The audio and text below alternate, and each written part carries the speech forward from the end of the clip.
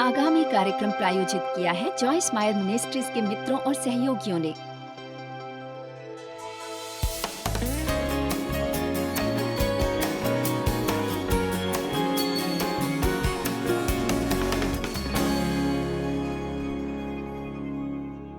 मैं आशा करती हूँ कि आप मेरे बूट कैंप का आनंद ले रहे हैं। आपको यह निश्चित करना चाहिए कि आप समाप्ति करें, वो सब प्राप्त करें जो परमेश्वर आपको देना चाहते हैं।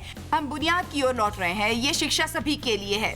मैं नहीं चाहती कि आप इससे वंचित रहे, सो कृपया देखते रहें। यदि आप परमेश्वर को प्रथम स्थान नहीं देंगे तो कुछ भी नहीं बन पाएगा। लेकिन आप ये सीख ले कि पहले व्यवस्था में कैसे बने रहना है, तो ये अद्भुत बात होगी कि हमारा जीवन कैसे इतनी अच्छी तरह से चल सकता है। परमेश्वर नहीं चाहते कि हम उन्हें अपने जीवन में केवल आपातकालीन स्थिति में ही ग्रहण करें। वो नहीं चाहते कि हम उन्हें केवल तब पुकारे जब हम किसी गंभीर परेशानी में हो। और ईमानदारी से आप परमेश्वर के बिना हर समय अपने ही दिमाग से चलते हैं और गंभीर परेशानी में पड़ जाते हैं। इसलिए पिता, आज रात हम प्रार्थना करते हैं कि आप लोगों को सुनने के लिए कान दीजिए और ये कि आपके वचनों के सहारे लोगों के दिमाग बदल जाए। मुझे उन लोगों के बीच में प्रचार करके कोई फायदा नहीं जो निर्णय नहीं लेते। इसलिए परमेश्वर आपकी आत्मा के द्वारा इन लोगों को उन चीजों को पकड़ने दीजिए जो खास तौर पर इनके लिए ही हैं, और इन चीजों को अपनाने में इनकी मदद भी कीजिए और इन चीजों को इन लोगों के जीवन में क्रियाशील कीजिए, यीशु के नाम में आमीन। 1 यूहन्ना 5:21। अब मैं चाहती हूँ कि आप वचन को आदर और सम्मान के साथ ग्रहण करें और ये जान लें कि परमेश्वर के वचन के अलावा हमारे लिए कुछ भी कीमती नहीं है। यूहन्ना 5:21 में अद्भुत वचन है। मुझे कई सुबह इसे खोलकर पढ़ना अच्छा लगता है।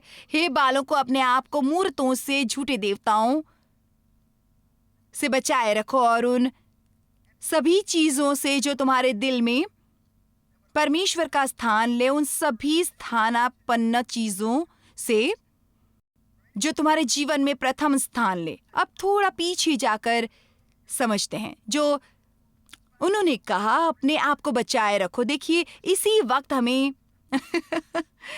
जिम्मेदारी मिल रही है। वो कह रहे हैं, अब मैं तुम्हारी सहायता करना चाहता हूं, मैं तुम्हारे जीवन में काम करना चाहता हूं, लेकिन पहले तुम्हें एक निर्णय लेना होगा। आप देखिए, परमेश्वर अपने आप को हम पर नहीं थोपेंगे।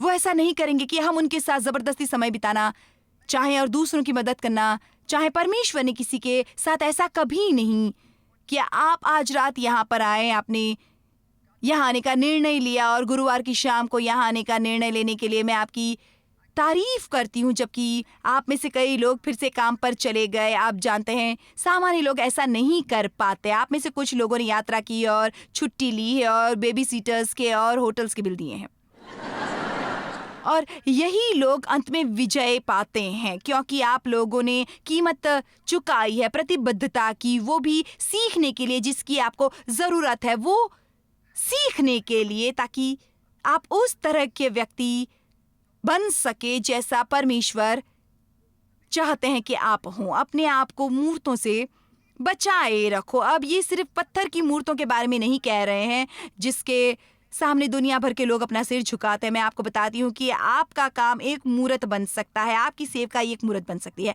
आपके बच्चे, आपके पति, आपकी रुचि, आपका खेल और टेलीविजन और ऐसी कोई भी चीज मूर्त बन सकती है। परमेश्वर इन्हें एक मूर्त के रूप में देखते हैं जिन्हें आप उनसे प्रथम स्थान पर रखते हैं। इसलिए मुझे लगता है कि हम सबको अपने आप से ये प्रश्न पूछना चाहिए कि मेरे जीवन में कोई और है जो परमेश्वर से पहले है। और मुझे यकीन है कि यदि आप उन सब लोगों में से एक है तो आपको इस बारे में सोचना होगा ताकि आप उन चीजों की सूची बना सके और बाद में खुद के साथ थोड़ी सी बातचीत कर सके। अपने आप को उन सभी और हर एक चीज से जो तुम्हारे दिल में परमेश्वर का स्थान ले। आदत क्या है आपको पता है? सबसे पहले हमने बहुत से बंधनों के बारे में बात की थी और हम उस शब्द को कई बार सुनते हैं। ओह, परमेश्वर ने मुझे मेरे बंधनों से मुक्ति दी है, क्या मैं इस बंधन में हूं? पर मैं इन चीजों को जरूरत से ज्यादा सरल बनाना नहीं चाहती। सच में बंधन एक डरावना शब्द लगता है, लेकिन मैंने आज इस बारे में सोचा कि सच में सारे बंधन आदतें हैं। अब ऐसा लगता है हम इनसे शायद निपट सकते हैं। ये बुरी आदत है, ये कुछ ऐसी चीजें हैं जिन्हें हमने बार बार और काफी लंबे समय तक किया, और अब ऐसा लगता है कि एक तरह से इन्होंने हम पर पकड़ बना ली है। लेकिन अवश्य ही एक ऐसी पकड़ नहीं है जिसे तोड़ा नहीं जा सकता। बुरी आदत को कभी भी पलटा जा सकता है। आप अपनी बुरी आदतों से छुटकारा पा सकते हैं, बिल्कुल वैसे ही जिस तरह आप एक बॉयफ्रेंड से अलग हो जाते हैं। यदि वो आपका अकेला बॉयफ्रेंड है और अब तक आपके पास कोई दूसरा नहीं है, तो आपको थोड़े समय तक उसकी कमी महसूस होगी, चाहे बुरा लगे।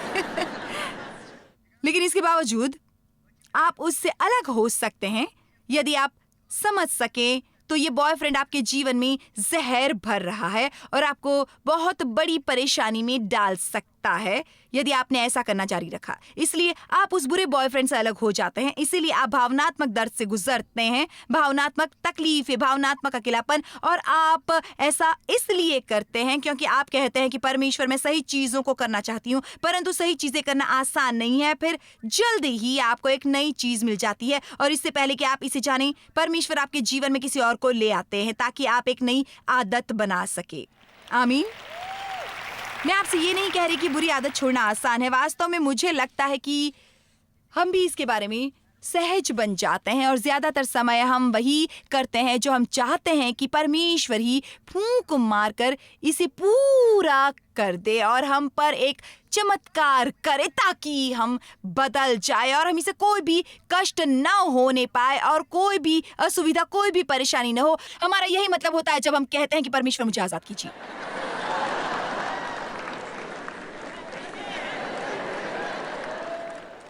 आमीन।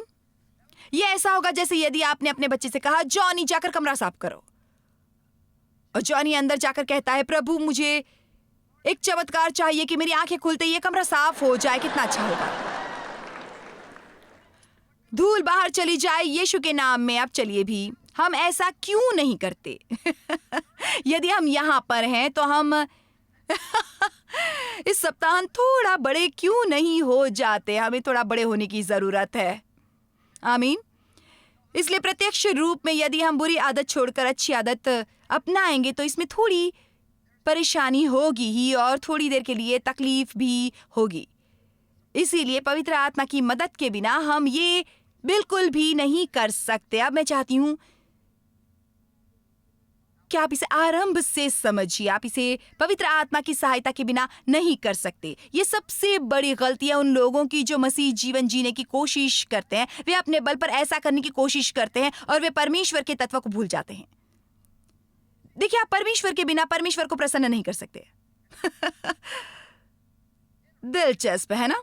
आप परमेश्वर को प्रसन्न नहीं कर सकते बिना उनकी मदद के, उन्हें प्रसन्न करने के लिए। इसलिए तो उन्होंने कहा था, जब मैं जाऊंगा तो मैं एक और सहायक भेजूंगा, मैं तुम्हारे पास अपनी आत्मा भेजूंगा, वो तुम्हें शांति देगा और तुम्हारी मदद करेगा। एम्प्लीफाइड बाइबल उसका वर्णन एक स्टैंड बाय के रूप में करती है। मुझे ये अच्छा लगता है। वो हमेशा पास ही रहते हैं जब आप किसी परेशानी में पड़ जाएं और यदि आपको थोड़ी सी भी मदद की जरूरत पड़े, वो सज्जन हैं। आपको उन्हें कहना पड़ेगा, हम में से किसी को भी ये कहने में कष्ट नहीं होना चाहिए कि परमेश्वर मेरी मदद कीजिए, क्योंकि हमें अक्सर उसकी जरूरत है। प्रभु मेरी मदद कीजिए, प्रभु मेरी मदद कीजिए, मदद कीजिए, मदद कीजिए। आदतें आपके आचरण का एक सामान्य स्वरूप है। किसी भी चीज को बार बार दोहराए जाने से ये एक आचरण बन जाता है। चलिए अब ऐसा करते हैं, हर समय जब आप अच्छा चुनाव करते हैं तो आप बुरी आदत को छोड़ने के और अच्छी आदत को अपनाने के करीब हो जाते हैं। यानी अच्छी आदत बनाने और बुरी आदत को छोड़ने के लिए आपको बस इतना ही करना है कि आपको अच्छी आदत बनाना है। और मैं तो कहूंगी कि हम बुरे चुनाव के बारे में सोचे ही नहीं, बल्कि अच्छे चुनाव पर अपना मन लगाएं, क्योंकि आप देखिए कि आप भलाई से बुराई पर विजय पाते हैं। ये परमेश्वर के वचन के सबसे बड़े रहस्यों में से एक है। रोमियो 12:21। हम भलाई से बुराई पर जय पाते हैं। तो आइए हम इन सभी बुरी आदतों के बारे में सोचे ही नहीं, आइए हम सिर्फ अच्छी आदतों पर अपना ध्यान लगाएं, क्योंकि मुझे लगता है कि कभी कभी हम बुरी आदतों के बारे में सोचते हैं और इन्हें मिटाने की कोशिश करते हैं, पर यह हमारी सारी शक्ति को समाप्त कर देता है। बाइबल कहती है कि पवित्र आत्मा में चलो। यह ऐसा नहीं कहती कि बुरी चीजें करना छोड़ दो ताकि तुम पवित्र आत्मा में चल सको। ये कहती है कि पवित्र आत्मा में चलो और तब तुम्हारे पास अपनी देह की वासना को पूरा करने के लिए समय नहीं बचेगा। जी हाँ, बिल्कुल। जबकि आज रात आप यहाँ हैं, क्या मैं आपसे एक बात पूछ सकती हूँ? आप किसी भी परेशानी में नहीं रहेंगे।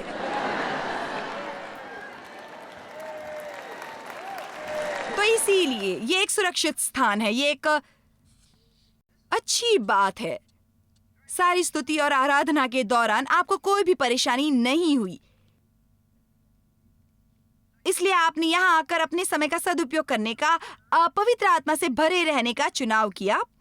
इसलिए अच्छे चुनाव ने आपको गलत चुनाव करने से बचाए रखा, जो आपको किसी दूसरी जगह पहुंचा सकता था। उन लोगों के साथ मिलने जुलने की आदत बनाइए जो अच्छा चुनाव करते हैं। आप जितनी बार अच्छा चुनाव करने वाले लोगों के संग रहेंगे, उतनी ही ज्यादा आपके द्वारा अच्छा चुनाव करने की संभावना बनेगी। यदि किसी क्षेत्र में आपकी कोई कमजोरी है तो आप उस व्यक्ति से मिलना जुलना बंद नहीं करेंगे जो उस क्षेत्र में कमजोर है। ये अच्छी आदतें नहीं हैं। आप कई बार उन चीजों को कर देते हैं जिसके लिए आपने कोशिश भी नहीं की थी और ना ही योजना बनाई थी, पर आप अक्सर इन्हें कर बैठते हैं, बस आप इन्हें कर देते हैं। उदाहरण के लिए मेरी आदत थी अपने जीवन में कई सालों तक, जब भी कोई बात मेरी इच्छा के अनुसार नहीं होती तो मुझे गुस्सा करने की आदत पड़ गई थी। ऐसा करने के लिए मुझे कुछ करना नहीं पड़ता था, मुझे इस पर काम नहीं करना पड़ता था। यदि कोई चीज मेरी इच्छा के अनुसार नहीं होती, गुस्सा आता। और मैं ऐसी ही थी, मुझे नहीं पता, 45 साल शायद 50, मुझे नहीं पता। तब मैंने तय किया अब बहुत हो गया। इसलिए मैं पिछले साल से या जब भी सम्मेलन होता है आप लोगों से कह सकती हूं कि आपको सच में निर्णय लेना चाहिए। आप यहाँ कुर्सी पर बैठने या मुझे व्यक्तिगत रूप से देखने नहीं आए हैं। आप यहाँ इसलिए नहीं आए हैं कि परमेश्वर के साथ कुछ समय बिताएं। आप यहाँ सच्चाई सुनने आए हैं, और यदि आप ये निर्णय ले कि आप जो सुन रहे हैं उस पर कार्य करेंगे तो ये आपके जीवन को बदल देगा। लेकिन आपको निर्णय लेना पड़ेगा। आप इसे महसूस करने तक या अपनी इच्छा पूरी होने तक इंतजार नहीं कर सकते। आपको निर्णय लेना होगा अभी, इसी वक्त, यहीं पर। मैं जिस तरह से जी रहा हूं उस तरह से कभी नहीं जीऊंगा। आप देखिए, अंत में गुस्सा होने से मैं थक गई, पर यदि आप थके नहीं हैं, क्रोध और नाराजगी और ईर्ष्या और कड़वाहट और अलगाव और लालच और इन सभी चीजों से यदि आप अब भी थके नहीं हैं तो कुछ और समय तक पहाड़ के चक्कर काटते रहिए। अगले साल मैं फिर आपको यहीं मिलूंगी। और मुझे यकीन है कि मैं इसी से संबंधित प्रचार करूंगी। मैं मछली को साफ करती हूँ, सुसमाचार उन्हें पकड़ते हैं और मैं उन्हें साफ करती हूँ। बिल्कुल, वो पकड़ कर लाते हैं वो। आमीन। हाल ही में मैं धूप का चश्मा ठीक कराने के लिए एक दुकान में गई थी और मैं एक लड़की के साथ जिसके जीवन में सुसमाचार प्रचारक के रूप में प्रभु की बुलाहट थी। मेरा मतलब है, जैसा कि आप देख रहे हैं आज रात यहाँ पर बहुत से लोग मसीह को ग्रहण करेंगे, तो बेशक एक शिक्षक के रूप में भी यहाँ सुसमाचार का प्रचार हो रहा है, लेकिन मेरे जीवन की मुख्य बुलाहट है मसीही लोगों को आगे बढ़ने में मदद करना। मेरा मतलब है हम दुनिया में दूसरों के लिए कितने भले हैं। मेरा मतलब है मैं अकेले स्वर्ग नहीं जाना चाहती, मैं अपने साथ कुछ औरों को ले जाना चाहती हूँ। आमीन। हम अंधेरी दुनिया में ज्योति हैं, तो आप जानते हैं हम बिजली के बल्ब पर से सभी धूल को हटाने की कोशिश करते हैं लेकिन ये बहुत मजाकिया था। ये लड़की उस दुकान में हमारा इंतजार कर रहे थे। हम उससे थोड़ी बातचीत करने लगे और मेरे साथ जो लड़की थी वो इसे आसान बनाने की कोशिश कर रही थी एक सुसमाचार प्रचारक के रूप में। और उसने पूछा कि आप किस चर्च में जाती हैं? और उसने कहा मैं किसी चर्च में नहीं जाती। उसने कहा लेकिन मैं आध्यात्मिक हूँ। और फिर उस लड़की ने कहा आपको पता है मेरी सहेली ने कहा ठीक है। उसने कहा मैं किसी दूसरे देश से हूँ। तो इसने पूछा जब आप कह रही हैं कि आप आध्यात्मिक हैं तो अमेरिका में इसका क्या मतलब है? इसलिए उसने अलग चीजें बताने के लिए फिर कुछ देर शांत रहने के बाद उसने मुझे एक शब्द कहा। फिर वो उस दुकान में काम करने लगी मेरा इंतजार करते हुए। और आपको बताया फिर उसने कहा ओह मुझे क्षमा कीजिए। उसने कहा मेरा मालिक मुझे ये कहने की कोशिश कर रहा है कि मुझे गाली नहीं देनी चाहिए। उसने कहा ये तो बस यूं ही। उसने कहा मैं बहुत गालियां देती हूँ और आपको पता है ये सब चलता है। मेरा मतलब मैं समझ गई। आपको पता है वो जहां पर है उससे मुझे कोई ऐतराज नहीं है। लेकिन फिर उसने कहा मैं जानती हूँ कि मुझे ऐसा नहीं करना चाहिए। लेकिन उसने कहा आपको पता है जब मुझे गुस्सा आता है तो मैं गाली देने लगती हूँ। और उसने कहा वास्तव में उसने कहा मुझे लगता है कि परमेश्वर भी गाली देते हैं। अब मैं यहाँ पर हूँ और अब मैं तुम्हें बताती हूँ मैं परमेश्वर की तरफदारी करूंगी, ठीक है? इसलिए मेरी सहेली ने कहा कि मैं काफी मजाक किया हूँ। उसने कहा आपने उस काउंटर पर झुककर कहा कि परमेश्वर गाली नहीं देते।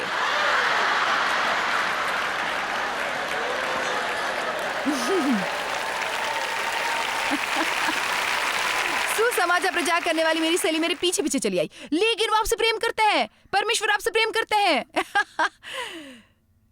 तो उसने कहा जॉयस आपने उसे साफ करने की कोशिश कर ली। परमेश्वर अच्छे हैं, आमीन।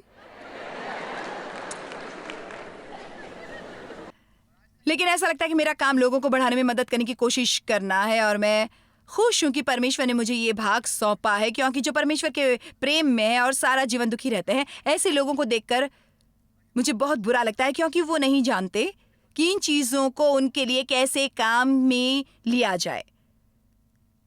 और मैं आपसे कहती हूँ परमेश्वर की सहायता से और अपनी ओर से निर्णय लेकर आप इसे कर सकते हैं। आपकी जितनी भी बुरी आदतें हैं उन्हें आप छोड़ सकते हैं और उन्हें अच्छी आदतों में बदल सकते हैं। आपको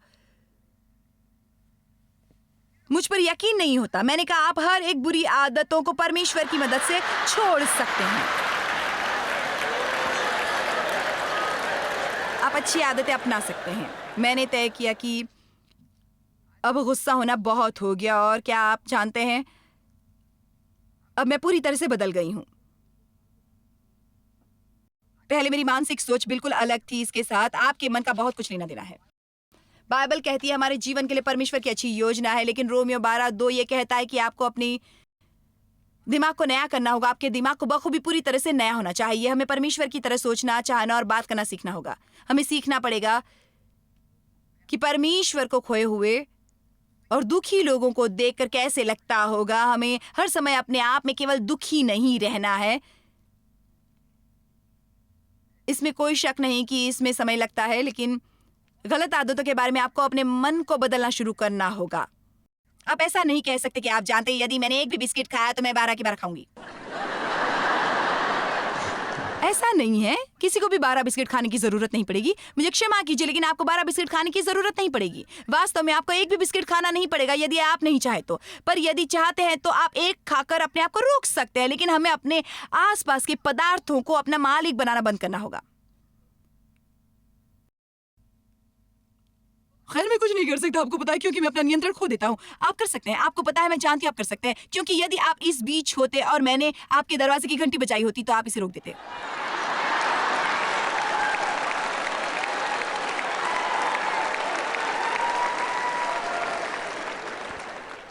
मैं अपने बच्चों पर चिल्लाती और चीखती थी अपने गुस्से में। और मैं आपको बताऊं, एक दिन मेरे पासवान ने मेरे दरवाजे की घंटी बजाई। परमेश्वर ने मुझे एक छोटा दर्शन दिया जिसमें मैंने अपने पासवान को, देखो प्रभु मैं कुछ नहीं कर सकती, मुझे क्षमा कीजिए परमेश्वर। और उन्होंने मुझे सिखाया कि हाँ तुम कर सकती हो। क्योंकि आपको पता है जब हमारे पासवान लोग होते हैं तो उन्हें प्रभावित करने के लिए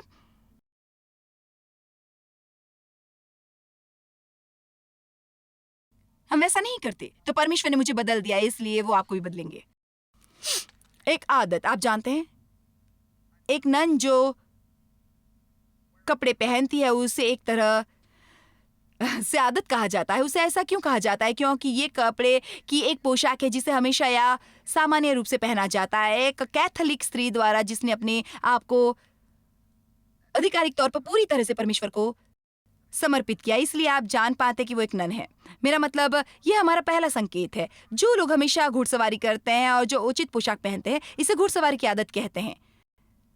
आदतें कुछ और नहीं बल्कि वो सब बातें हैं जिन्हें हम बार बार दोहराते हैं। मुझे ये जानकारी इंटरनेट से मिली। आप अपने जीवन में ज्यादातर वही चीजें करते हैं जो आपने कल की थी और उसके एक दिन पहले। ऐसा अनुमान है कि हमारे 11,000 इंद्रिय संकेतों में से जिन्हें हम प्राप्त करते हैं, केवल 40 ही क्रियाशील होते हैं। दूसरे शब्दों में, हम जो करते हैं उनमें से ज्यादातर चीजें हम जान ही नहीं पाते कि हमने की हैं। ये एक तरह से आदतें हैं जो हमने बना ली हैं। तो आप इन आदतों को कैसे तोड़ सकते हैं और एक नई आदत कैसे बना सकते हैं? खैर, कुछ आधिकारिक नियम हैं। मुझे लगता है कि आप मुख्य बातें समझ रहे हैं। कुछ लोग कहते हैं कि जब आप किसी काम को लगातार 21 दिन तक करें, दूसरा समूह कहता है कि 30 दिनों तक, तो हम कहेंगे कि ऐसी कोई भी चीज जिसे आप लंबे समय तक लगातार करते रहेंगे तो वो एक आदत बन जाएगी। मैं सिगरेट पिया करती थी। जब मैं 9 साल की थी तब मैंने सिगरेट पीना शुरू किया। मुझे अच्छा लगता था और मैं इसे छोड़ना नहीं चाहती थी। मैं बस इतना जानती थी कि अगर मैंने इसे छोड़ा तो मैं मर जाऊंगी और मैं मोटी हो जाऊंगी। इसलिए वर्षों तक मेरा यही बहाना था। तो मैं परमेश्वर मुझे प्रचार करने के लिए बुला रहे थे और मैं ये महसूस करने लगी कि ये अच्छी बात नहीं है, लोगों को ये देखकर अच्छा नहीं लगेगा, इसलिए मुझे वे छोड़ना पड़ेगा। खैर, मेरा मतलब, ये मेरा सबसे कठिन समय था। ये मेरे लिए बहुत ही मुश्किल काम था, लेकिन सच बात ये थी कि मैं तकलीफ उठाना नहीं चाहती थी। मुझे एक चमत्कार चाहिए था, इसलिए मैं इसे छोड़ती थी और फिर से शुरू कर देती थी। और मैं सिगरेट के टुकड़ों को कचरे के डब्बे में ढूंढती थी और अपने कोट के पॉकेट में ढूंढती थी। चलो भी, यदि आपने कभी सिगरेट नहीं पी है तो आप इसे ठीक से नहीं जान पाएंगे कि मैं क्या कह रही हूँ। और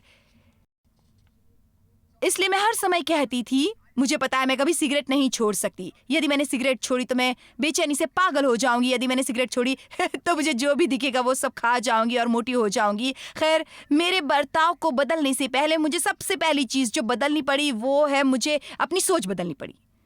तो यदि आपको कोई परेशानी है जैसे चॉकलेट से, तो ये कहना बंद कीजिए कि मुझे हर दिन चॉकलेट खाना है।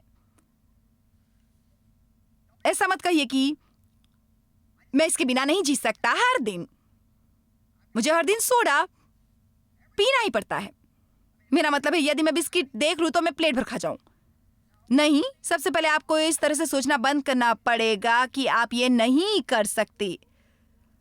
अवश्य ही यदि जीवित परमेश्वर की आत्मा आपके अंदर रहती है तो चॉकलेट की दुकान पर आपका अधिकार है। आपको जानना पड़ेगा कि आप कौन हैं।